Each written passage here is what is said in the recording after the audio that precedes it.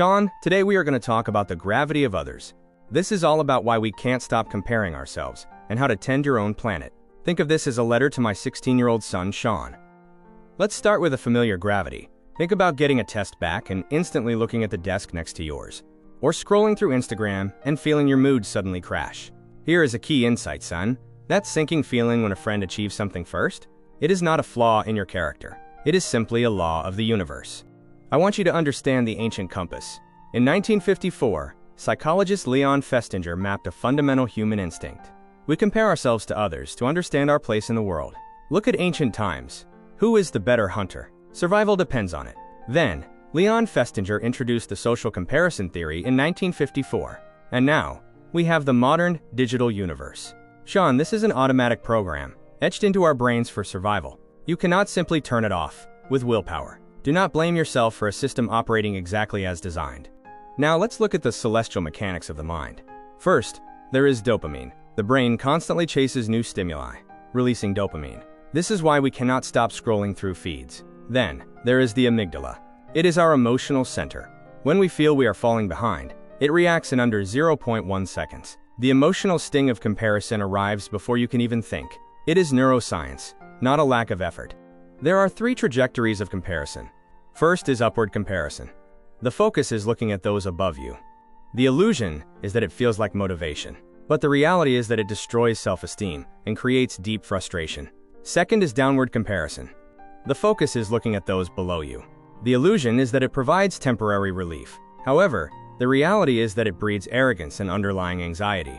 Finally, there is horizontal comparison. The focus is looking at yesterday's me. The truth is that this is the only stable trajectory. It creates lasting growth and self-respect. Be careful of the highlight reel of the universe. Think of social media as the top 20%. Social media is a curated gallery of brightest moments. The perfect photo, the victory, the vacation. But 80% is what remains hidden. It is the messy backstage, the lonely nights, the ruined exams, the silent struggles. Son, when you compare your entire, real reality to someone else's highlight reel, you are playing a game designed for you to lose. Listen to the voices in the desert. Soren Kierkegaard said, "A life of comparing oneself to others is the fastest way to lose oneself." When you live by the metrics of others, the vital question of, what do I truly want, disappears entirely. Theodore Roosevelt also said, comparison is the thief of joy. The moment you look at another's planet, the genuine satisfaction you felt about your own is instantly stolen. Let's learn from the explorer who stopped looking around. In his early European League days, Son Heung-min struggled deeply, constantly compared to peers by the media. His father, Sun Woong-jung, told him, "Create your own standard. Break free from the standards of others." Son stopped copying other players and cultivated his own unique style. The moment he escaped comparison and set his own baseline was the exact moment he became a world-class striker. So start tending your own rose. You cannot turn off the brain's instinct to compare, but you can change the target. Stop looking at the distant stars of other people. Shift your gaze entirely to the soil beneath your feet. The only valid comparison is yesterday's Sean versus today's Sean. This is the only competition you can always win, because no one knows you better than you know yourself. Focus on cultivating the soil. Ask yourself, did I solve one more math problem than yesterday? Did I memorize one more English word?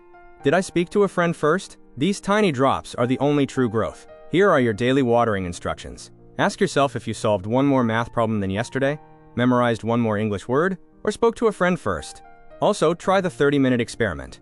Cut your social media scrolling by just 30 minutes today. Reinvest that time into one thing you genuinely want to do. Notice how your planet feels afterward. Sean, the journey continues. Comparison is an ancient instinct, so do not punish yourself for it. But the direction you look is a choice. Look back only at who you were yesterday. Next week, we will explore the words of the philosopher Socrates, "Know thyself."